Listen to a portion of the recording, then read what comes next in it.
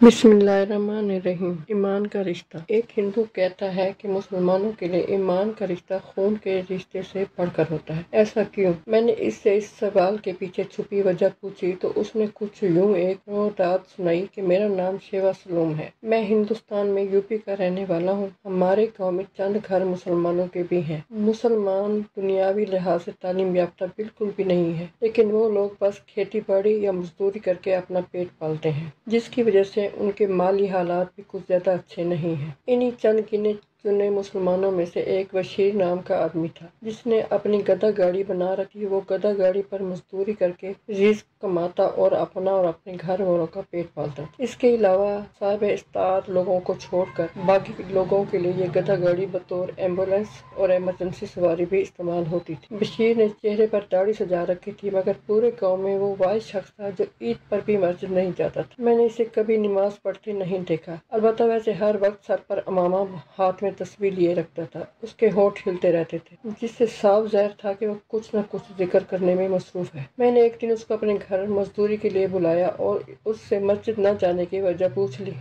میری بات سن کر وہ شخص یوں سمجھے رو پڑا اور کہا، شاید اللہ تعالیٰ کو منظور نہیں کہ میں اس کے آگے سجدہ کروں۔ مجھے گھٹنوں کی پرابلم ہے، جس کی وجہ سے میرا چھوٹے پیشاب پر قابو نہیں رہتا، ہر وقت قطرے نکلتے رہتے ہیں، جبکہ مسجد جانے کے لیے بندے اور لباس کا پاک صاف ہونا بہت ضروری ہے۔ یہ بات کرتے ہوئے اس شخص کے چہرے پر افسوس، رنج و ملال، بے بسی کے سارے نظارے نظر آ رہے تھے۔ خیر، اس نے اپنا کام مکمل کیا، مزدوری لی اور گھر کو چل دیا۔ ایک بار رمضان المبارک کا مہینہ تھا۔ ہمارے گاؤں میں ایک بیوہ مسلمان عورت اپنے 4 بچوں کے ساتھ رہتی تھی۔ بڑے 2 بچے جوانی کی دہلیز پر تھے۔ عورت گھر کے کام کاج کرنے میں مصروف تھی کہ اسے کرنٹ لگا اور وہ چل بسی۔ اس کی موت کے بعد پتہ چلا کہ اس کے گھر تو سحری میں کھانے تک کو کچھ نہیں تھا۔ کفن دفن اور قبر وغیرہ کے لیے اخراجات کہاں سے آئیں گے؟ تمام مسلمانوں نے حتی المقدور کوشش کی اور چندہ جمع کیا، مگر وہ پیسے بے مشکل قبرستان کی کمیٹی سے قبر خریدنے کے بن سکے۔ کفن وغیرہ خریدنے کے لیے اب بھی مزید پیسوں کی ضرورت تھی، اور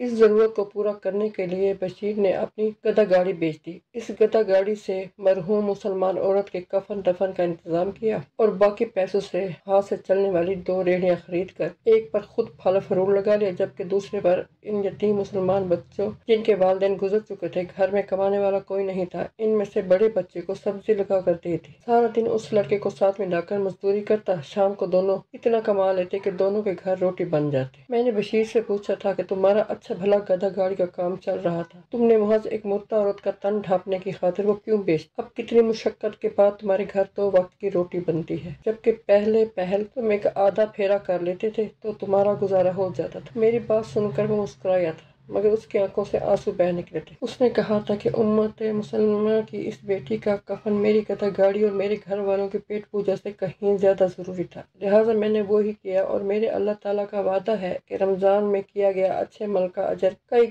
گنا زیادہ ملتا ہے، اس لیے اللہ تعالیٰ نے چاہا تو اللہ تعالیٰ میرے لیے کوئی بہتر سبب پیدا کر دیں گے۔ بشیر کے جواب سے میں اتنا متاثر ہوا کہ مزید کوئی سوال نہ کر سکا، اور پھر میں نے اپنی آنکھوں سے حالات بدلتے دیکھے۔ میں نے دیکھا کہ ریہڑی بان بشیر نے اسی یتیم بچے کے ساتھ مل کر ایک دکان کرائے پر لی۔ اس دکان میں سبزی اور پھل فروٹ لگائے۔ کچھ ہی سالوں میں وہ دکان انہوں نے خرید لی، اور پھر ہر سال ایک دکان میں اضافہ ہوتا گیا۔ جوں جوں بشیر کے کاروبار میں اضافہ ہوتا گیا تو مسلمانوں کے حالات بھی بہتر ہوتے گئے، یہاں تک کہ ہمارے قریبی شہر کی سبزی منڈی پر پھل فروٹ کے بڑے تاجر مسلمان بن گئے۔ تمام مسلمان باروزگار تھے اور ان کے بچے تعلیم حاصل کر رہے تھے۔ میں نے دیکھا کہ وہ ہی مسلمان جو سارے مل کر بھی ایک عورت کے لیے کفن نہیں خرید سکے تھے، آج جب بشیر فوت ہوا تو قبرستان کی کمیٹی کے پاس کئی غریب مسلمانوں کی قبروں کے لیے ایڈوانس پیسے جمع تھے۔ کئی لوگوں کے کفن کے لیے رقم موجود تھی۔ یقیناً بشیر کی موت کے بعد ہمارے گاؤں سے کبھی امت مسلمہ کی کوئی بیٹی بغیر کفن کے قبر میں نہیں اترے گی، اور نہ ہی کفن کی خاطر در در پر